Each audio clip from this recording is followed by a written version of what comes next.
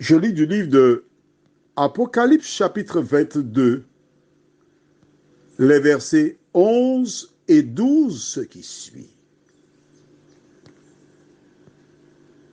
Que celui qui est injuste soit encore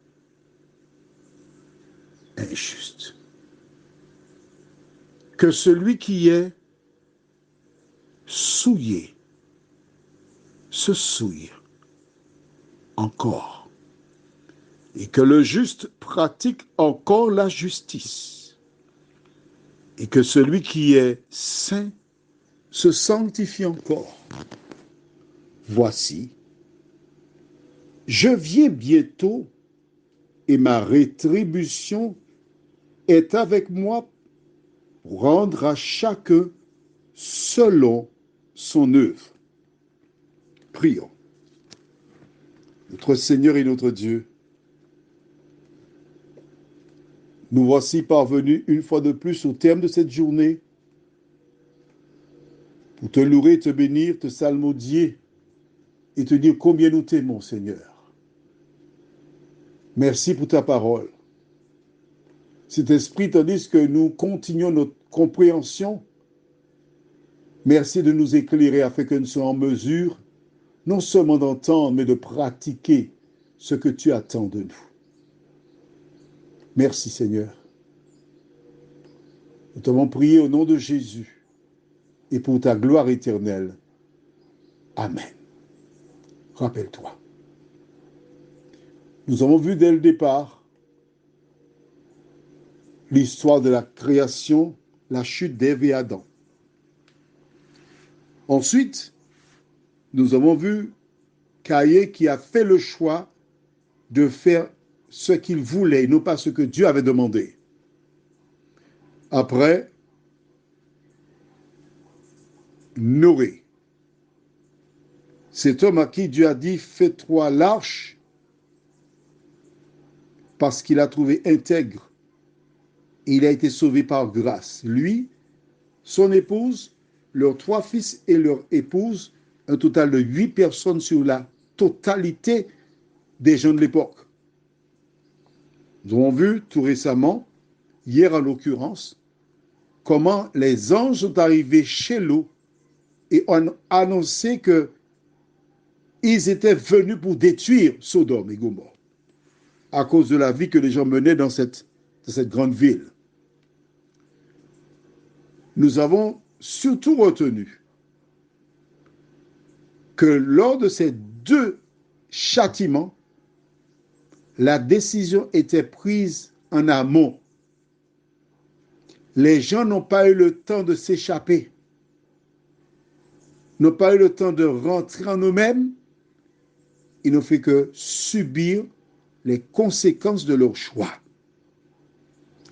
Cela nous indique donc, contrairement à ce que certaines personnes déclarent, à savoir, Dieu est amour, Dieu c'est love, Dieu c'est grâce, Dieu ne va pas détruire, il va vous donner une deuxième chance. Où est-ce que tu as vu ça dans la Bible?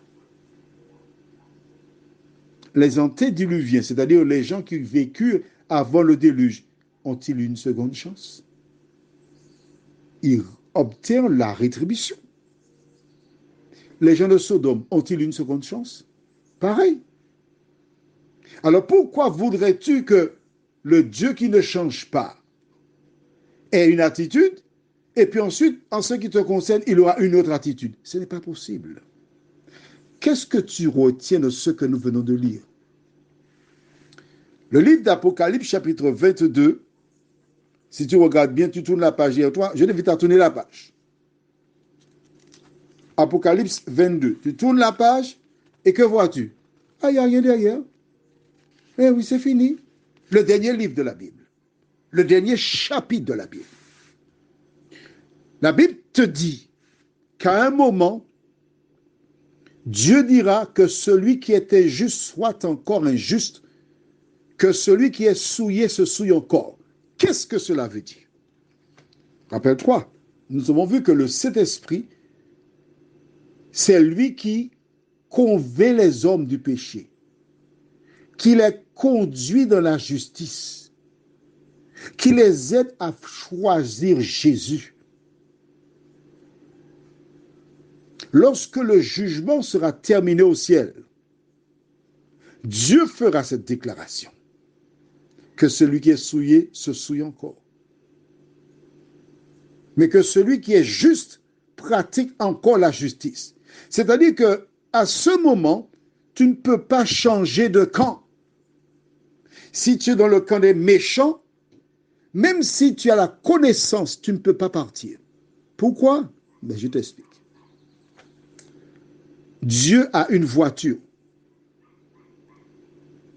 un bus, tu sais, à Martinique, il y a les BHNS, quelque chose comme ça. Hein? Tu veux sortir du Lamentin pour te rendre à Fort-de-France. Tu es au parking des bus. La différence, c'est que tu sais que les bus partent à une certaine heure. Donc, tu surveilles l'heure, tu peux entrer avant qu'ils ne partent.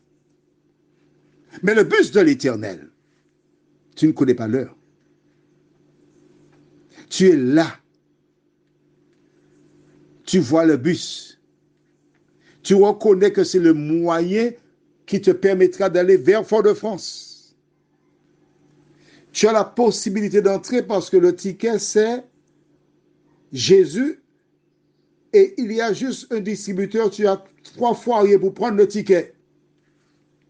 Mais tu n'as pas pris le ticket.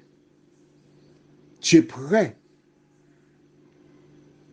de l'arrêt du bus. Jouer le temps. C'est ce que tu dis. Mais à un moment, le bus vient vers toi. Tu avances pour prendre le ticket, mais ça ne fonctionne pas. Tu ne peux pas prendre le ticket. C'est fini. C'est terminé. Tu avais l'occasion de prendre le ticket. Tu avais l'occasion d'être embarqué, mais tu n'as pas pris le ticket. Tu n'as pas accepté Jésus pour sauveur personnel. Que se passe-t-il?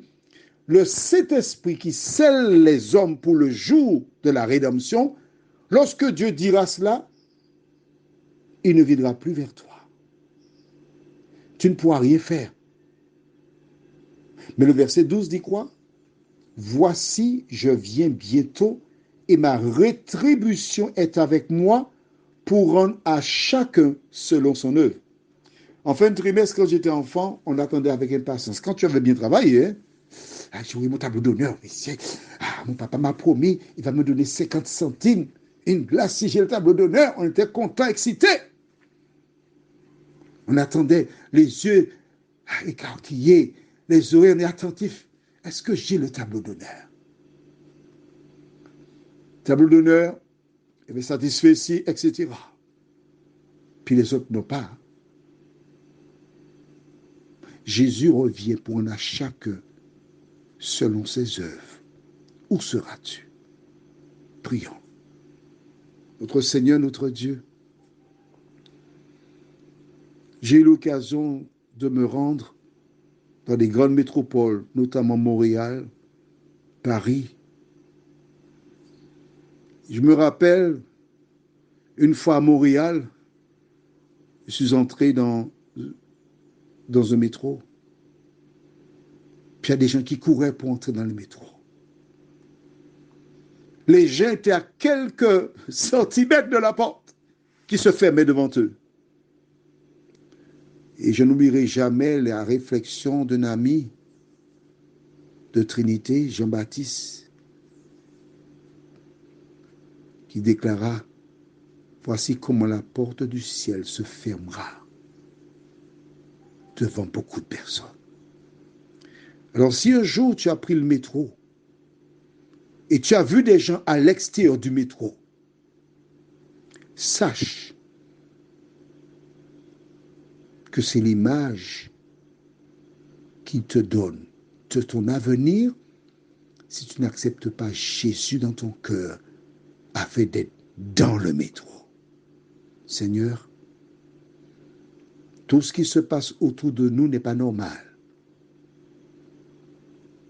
Cela annonce le retour de Jésus.